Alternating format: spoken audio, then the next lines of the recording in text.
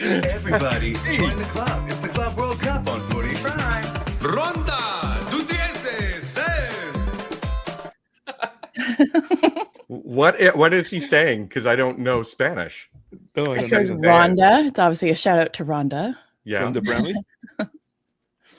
And What what's are the you stats about? It's 6? Round of 16. A round of 16. Of Love a course. little We're addition so to the stupid. Ronda de Ronda de- Ronda. That's great. It's Footy Prime. It's our little micropod this Sunday. Oh, a Sunday morning podcast. How much fun Micro is P. that?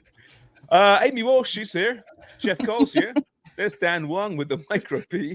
And I'm James Sharman. With the Micro Brennan. P. That would be your Beastie Boys name. He'd be Micro P. Chuck D and Micro P. We left off on Friday, didn't we? Yeah, that's With right. the- We did with the- actually. Yeah, the yeah. micros. Mhm. Yeah. No, well, we were Anyway. also talking about the whore man The whore. The signal. whore man, that's right. Yeah, That's the whore right. man signal. Oh boy, we have a lot of fun, don't we? We do. Just to clarify, Dubs was asking. This is not a MAGA hat I'm wearing. It's a Canada hat. Just to see, look, We can see it. Canada. Thank Making goodness. sure. No, because Dub was unsure at first. I had to clarify it because if she thought that, others might think that. I don't have a MAGA hat. Just to be very, very clear on that. But if I Maca did, hat. No, macaque hat. Make Canada Make great Amer- again. make No, let's not do Macaque. anything Macaque. trying to rework that No, slogan. Please. What can we figure this out? It's one letter. We can't Well, figure or out. it stands for But some of Alberta. yes. Well, we'll find out with the vote, right? Won't we? We'll find Right. out how much of Alberta. A But let's not staggering upset our Alberta 8%. listeners. It's Footy Prime, as mentioned. It's the Club World Cup on Footy Prime. You can catch these games free on DAZN. Just go into DAZN.com and stream the tournament all tournament long, and it's been great. With that being said, we've got some topics to get to today, which might paint it in a different light, but it's just part of the narrative around this tournament. That being said, today we have PSG against Inter Miami, which I cannot wait for. I'm just curious. I have no thoughts that Inter Miami will do anything but lose this match, but it's just interesting, right? Seeing Messi against his former club Dubs very quickly. I mean, by the time people hear this, it could well be that the game started. So Right. very quickly, are you compelled to watch this in great detail? Yes, I was going to say, and nevertheless, it remains compelling because it's Messi versus his own club, or his old club rather. So, I mean, I'm going to watch for sure. I watched parts of the Chelsea match yesterday in the Club World Cup. I think that this makes it more palatable. We've moved on to the round of 16. I found the group stage a little bit overwhelming with all the matches happening, but it was easy to pick out like a storyline or a narrative. But this storyline here with Messi facing his old club and possibly, arguably the best club in the world, it is must watch football. I'll get there, you guys. I will. It absolutely is. I still find it weird calling PSG Messi's old club. Mhm. I thought I exactly thought the same thing. I was like, wait a second. Argentina is no, I know. No, but you know, it's funny because in my head, for some reason, I can picture Ronaldo in a PSG shirt, but I can't picture Messi in it. I don't know why. Ronaldo did the whole Juventus skip, right? Before Al Nasser. Yeah, it's just a weird one for me. I know he was there. How many years was he there? Barcelona's his old club for me. Yeah. Good question. 2, maybe? 2? Did you see very quickly, like he inked that new deal with Al Nasser, which is ridiculous, Ronaldo, yeah. right?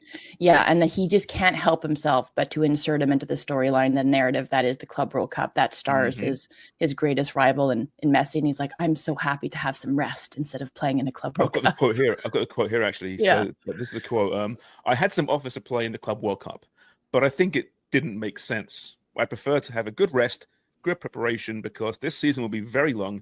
It's the season of the World Cup at the end of it. So I want to be ready, not only for Al Nasser, but also for the national team. This is why I decided to play the last game for the Nations League and then don't listen to nothing. Stay with this club that I love.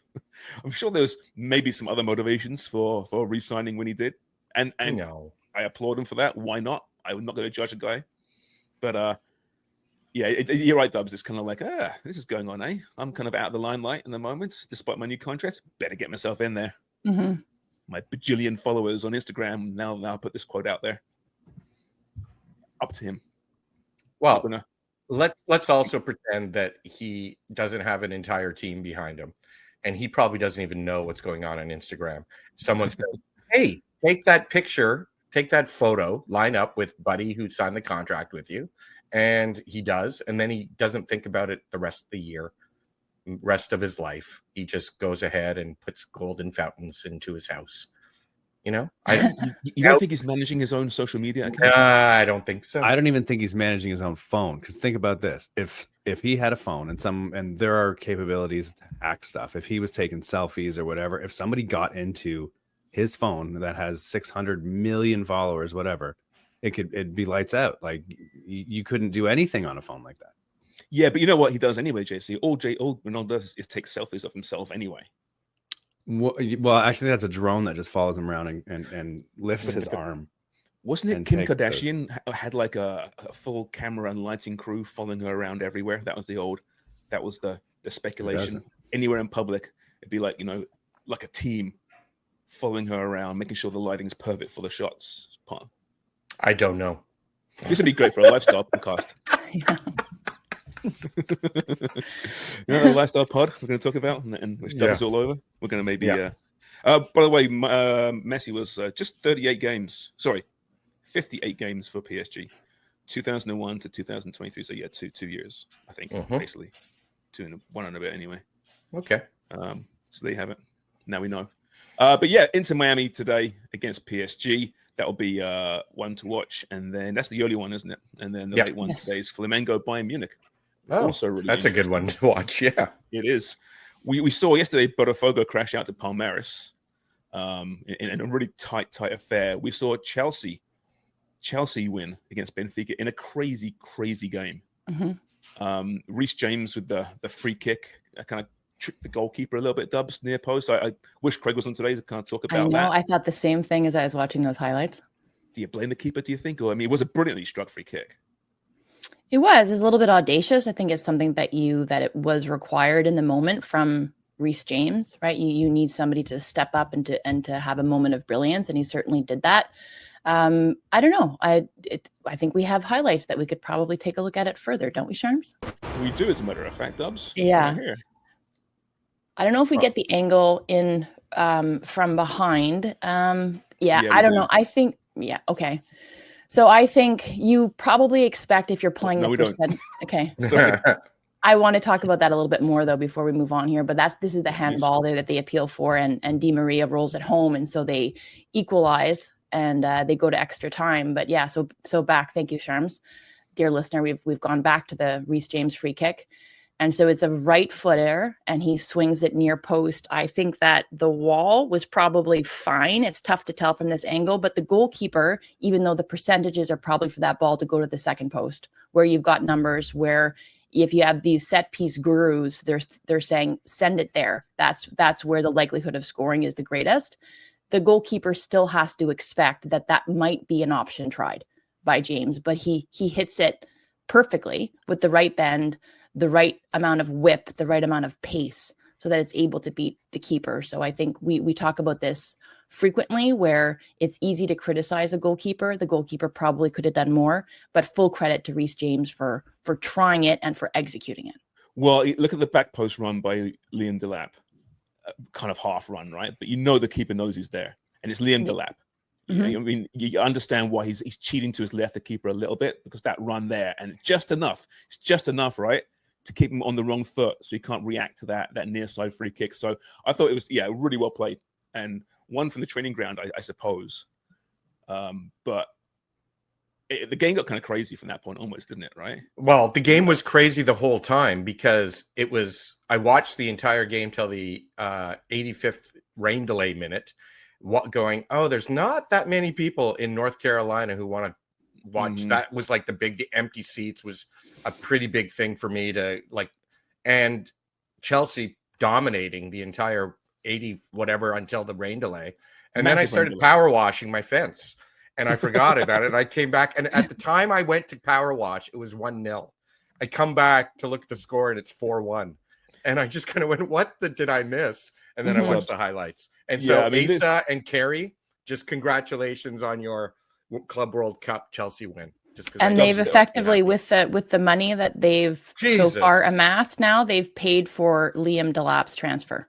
Incredible. Amazing, good business. But I mean, okay, so the rain delay happens. It goes on forever. And then they come back and Benfica tied up through a penalty from this handball. Now, Dubs, which was, I understand you have to keep your arms down in the box, but your back's to the ball. I mean, this is it is handball by the letter of the law.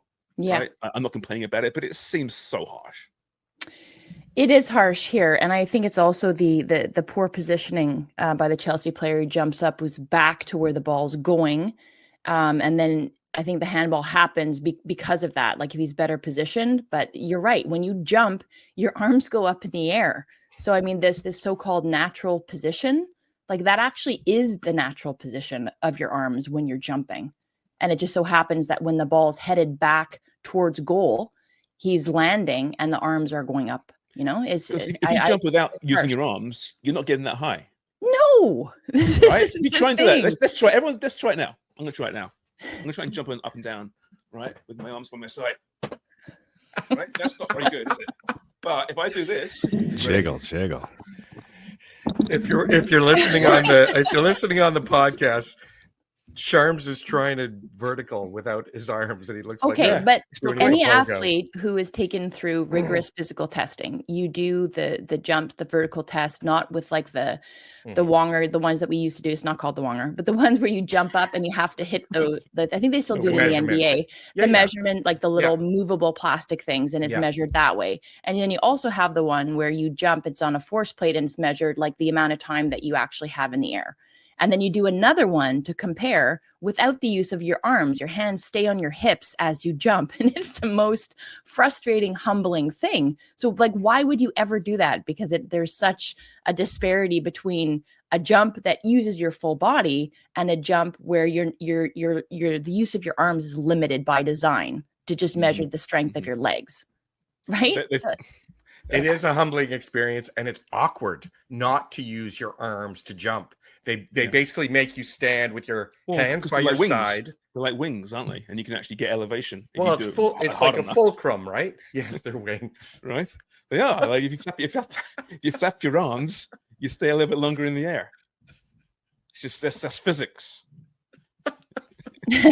Try it. Jump out your bedroom window, everyone, and flap your arms. See what happens.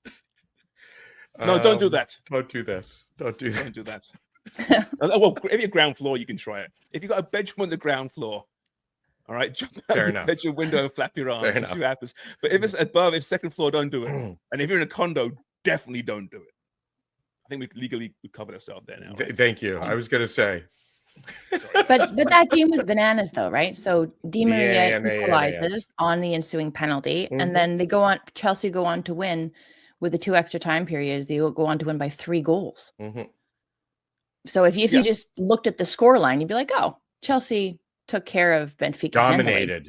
Yeah, that red card changed everything, didn't it, really? I mean, these guys are knackered to begin with. At that point, Dubs, you tell me, it's been a big rain delay. You try to stay warm. You got back out there, and then you go down a man. I'm assuming the body, you're just exhausted. The legs are heavy, and it's a great opportunity, even one man up, to take full advantage of your Chelsea. 100%. So I think it's a little bit of both. I think it's credit to Chelsea, who were the dominant side on the day, that they just needed that added lift to really take advantage of it and to see it in a scoreline. But it was maybe a little bit too much for Benfica, and I think you really see it. And this, actually, I want to talk about this. It's Nkunku. No, how do you say his name? Nkunku. Yeah, okay. Where it's not just, it's right on the goal line, it spits out, and he just has to put it in from a couple yards out. But it's the presence of mind that he has. He has like one crack at it, he slides, and then he sees the goalkeeper approaching out of the corner of his eye. He has a presence of mind to get it elevated and quick, because if he just turns and he hits that, that's getting blocked again. So the fact that he understands that he has to roof it, I think real credit to him for doing that and managing that moment really, really well. Way to use a hockey term. Way to use a hockey term. Elevate. Yeah, well, it's a roof it, whatever. I love you know what I mean. celebration there, running down the sidelines too. And there's an example. Look at the space now. Benfica pushing up. They need to score goals, and in comes Neto, who's been just great in this tournament. He has been, yeah. Right. Chelsea, I mean, thank God they're going to be exhausted and have nothing left of the regular season, because they scare me a little bit, Chelsea. I think they could be really good. And you see, to go back to I'm not ignoring your question. I agree. I think you might see, the uneven season, the frustrating season, trying to play under Maresca and figure out what their identity is, but it never really came to fruition. Like it was, sometimes it was incredible.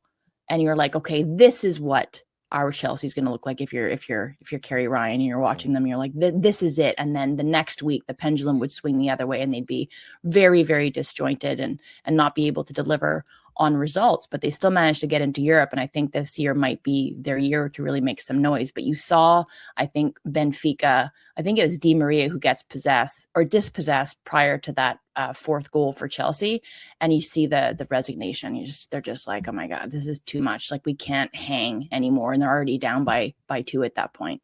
And it's Di Maria's last European game as well, Mm-hmm. and he scored the goal. He's been so great for numerous clubs, from Real Madrid to Benfica.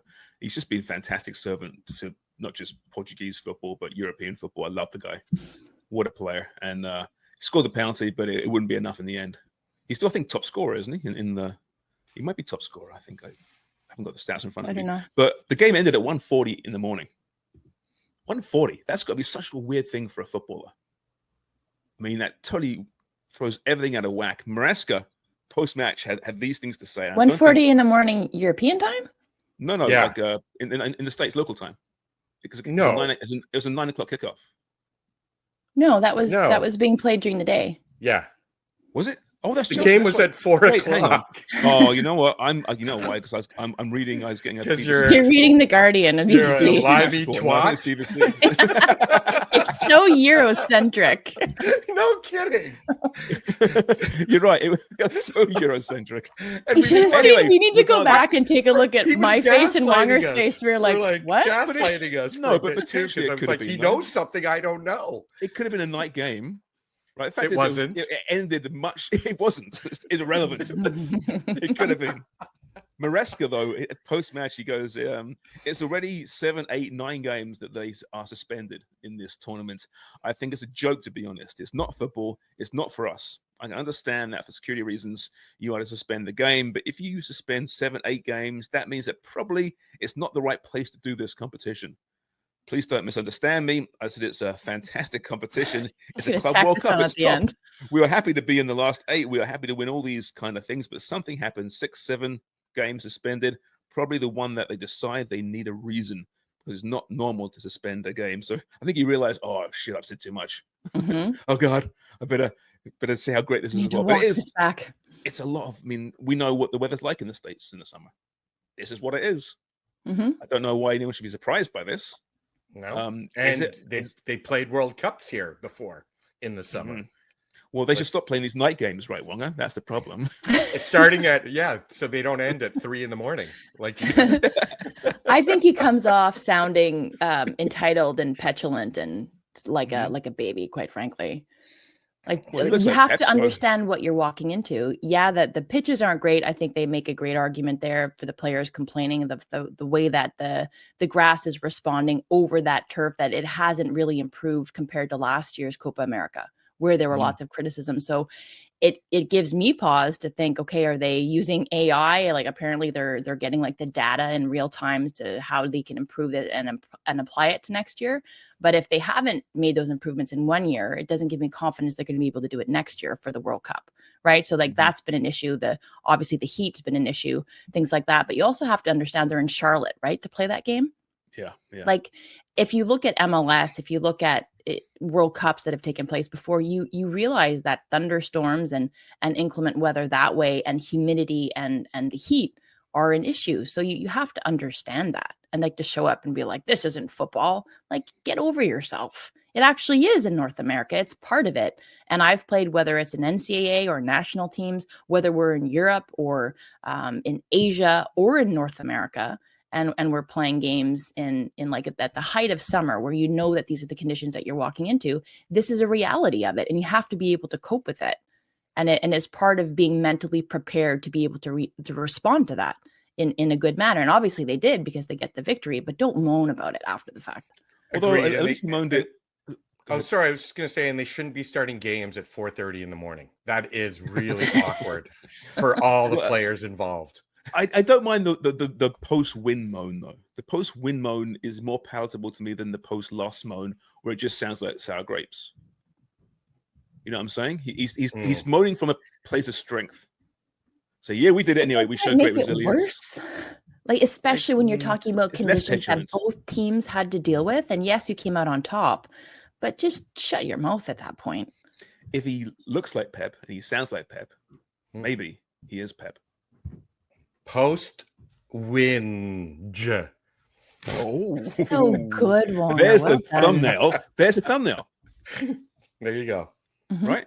There's well, if we're talking about whinging, and I know we want to talk Botafogo and Palmeiras, but Klopp, your favorite, Jurgen Klopp, expanded Club World Cup is football's worst idea.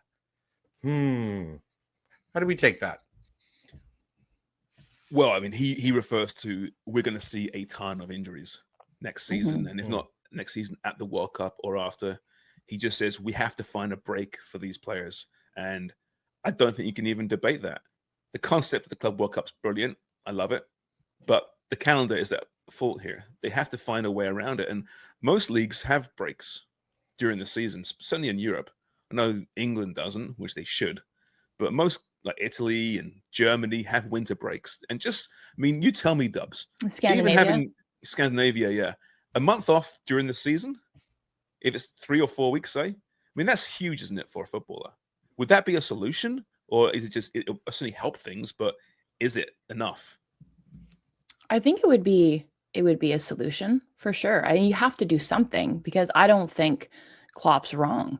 I think you will see an increase in injuries the way that they did the studies. And then they looked into the rash of injuries that happened after you moved the World Cup in 2022. You pushed it late in the season. It interrupted club football, but then it added to the overall load in these players' legs. And then there was an uptick in injuries for sure. So, I mean, I don't think you have to say, okay, there's going to be an adjustment period and players are going to adapt. I think you're at a point now, you're at a threshold where it's untenable. So you have to, like as you're saying, Sharms, offer up a solution where you do give these players much needed mental and physical rest. So in the case of Chelsea and Man City and you know, other teams in Europe who are still in this tournament, they're going to have a break after this, obviously, and their camps for these players involved will start a lot later than other teams whose camps start in the next couple of weeks, who will be going on tours of the States and of Asia and Australia. So you know, clubs can whine about it, but they're always trying to fill these windows with matches in far-flung places. So it is kind of pot calling the kettle black in many cases, but this is a highly competitive tournament. And World Cups are different to summer tours. Sorry, they simply are. Playing a lot of football here. But I do wonder how it does affect these leagues and the teams that aren't there. I think if you're a Liverpool or you're a Barcelona, you're just loving this. You're loving it. You're seeing City and Chelsea go on deep runs.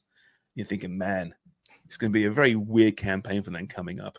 And it's going to be a great opportunity once again for us. I think you have. Or it's creating hope. It's creating hope for, especially as Dub said, for this Chelsea. Any Chelsea supporters would be like, "Oh, we might have something here if they can stay healthy and fit." And Klopp with the hyperbole of the worst idea ever in football. I don't know. Stretch. It is a stretch, and it's every 4 years. And I didn't go get my teeth veneered. I didn't do that. So maybe that's the worst idea in football. On the contrary, he looks great. Great idea. There has to be a joke there. I'm trying to think the worst idea in football that Klopp was responsible for. Taking the Red Bull director of football job. Right. Leaving Liverpool. Yeah, that would hurt you.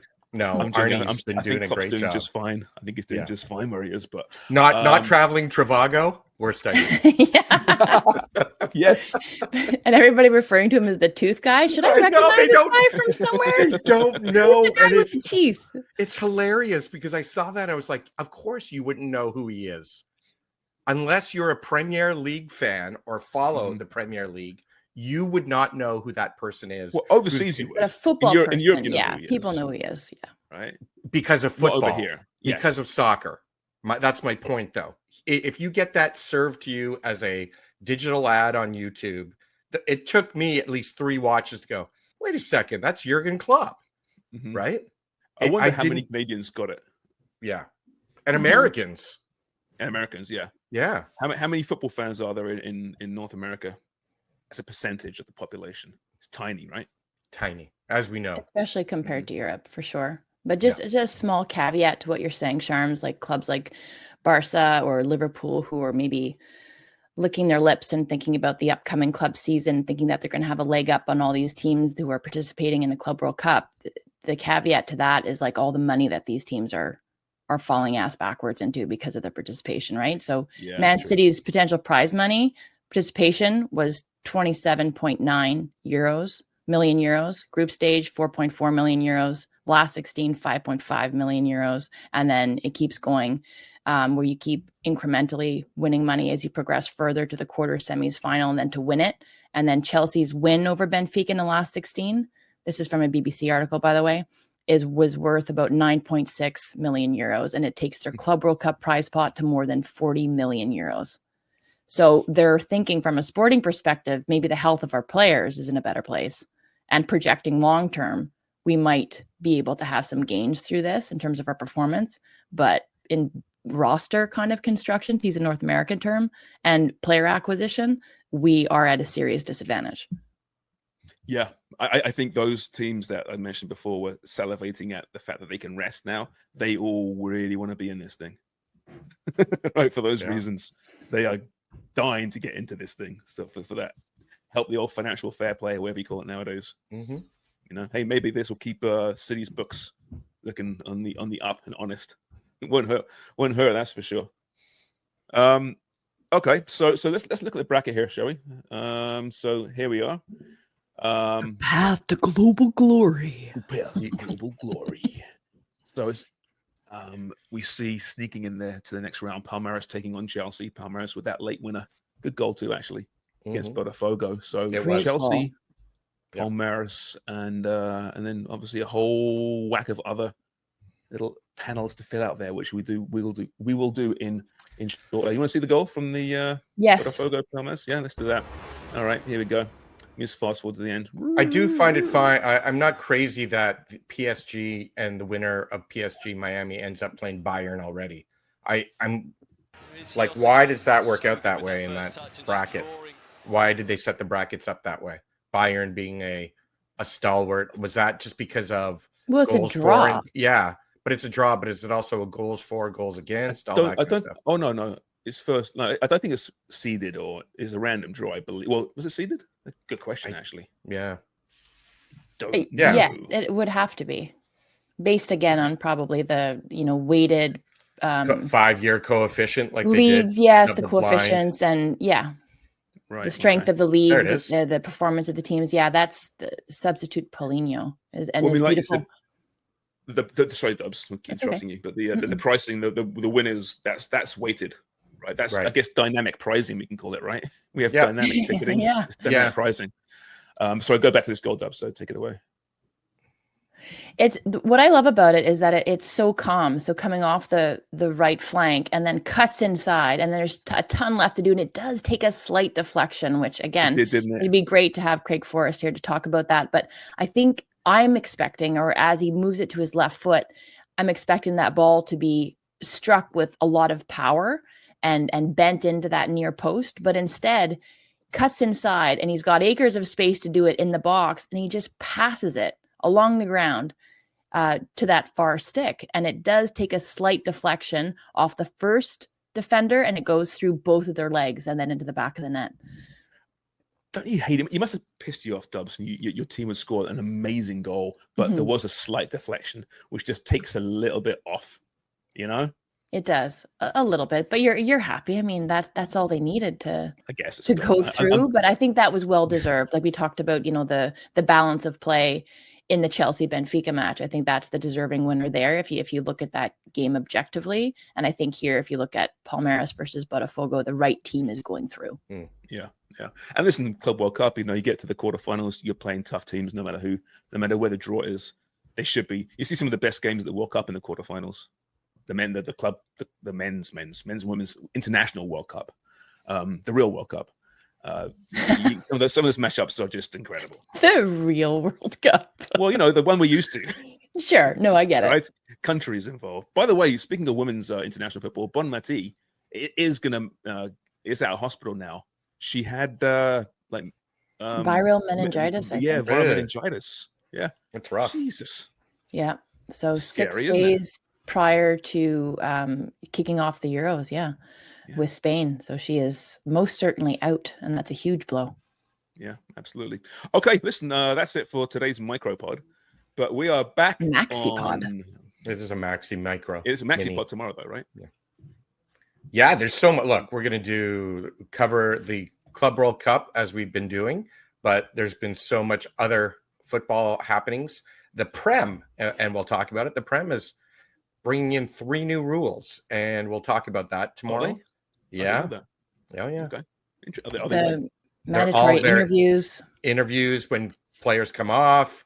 I forget. There's 3 that they're implementing, so it'll be quite interesting to see how we break it down. And it was funny because I was talking to Craig about the solo introductions for this Club World Cup, and he goes, "I don't like it." I would have to say most people don't like this, and it's maybe also because it takes up too much time. Like it's adding, not adding enough to what it's supposed to be doing, right? Mm-hmm. Which is rallying the forces. So, well, if Craig's on tomorrow, let's ask him because he'll get angry about it, and that's all. Yeah, angry I love when Craig. I like angry Craig. Yeah. I like a good Craiger rant every now and again. It's good. We'll also, of course, tomorrow morning be talking in depth about what's happening this evening in the Gold Cup. Of course. Guatemala. Yeah. Quarterfinal, massive match. And I really can't wait for that one. And the States are playing Costa Rica just after. So we'll break those games down for you on Monday on the Footy Prime podcast. All right, everyone. Thank you so much, Dubs, JC, Wonger. Always a pleasure. Thank you for listening. Make sure you like and subscribe. And make sure you subscribe and watch the Club World Cup for free on DAZN.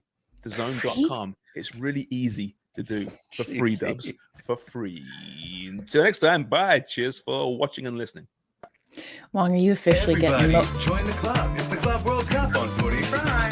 Ronda Dutienses.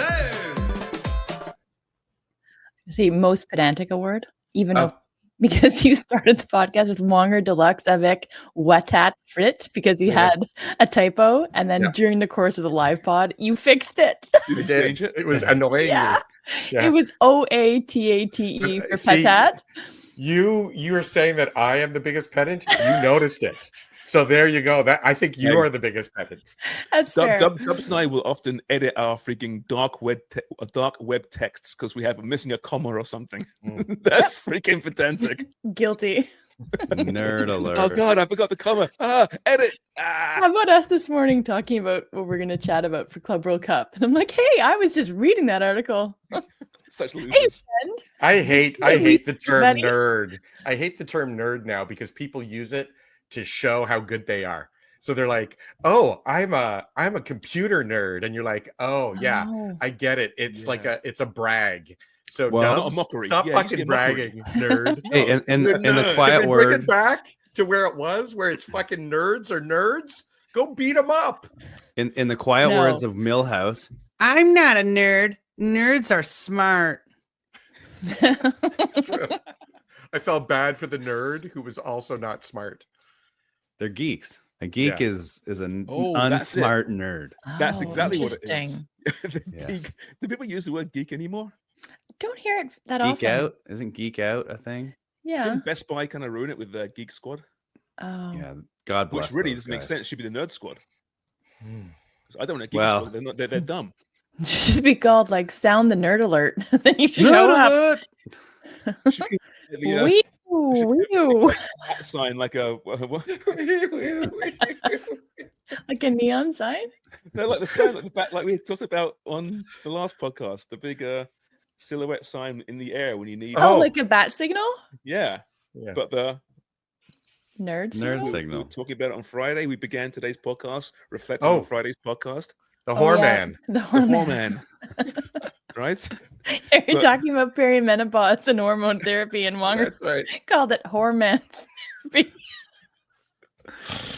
Yes, you've reached Dan Wong's Whoreman therapy. And thus ends our micro pod.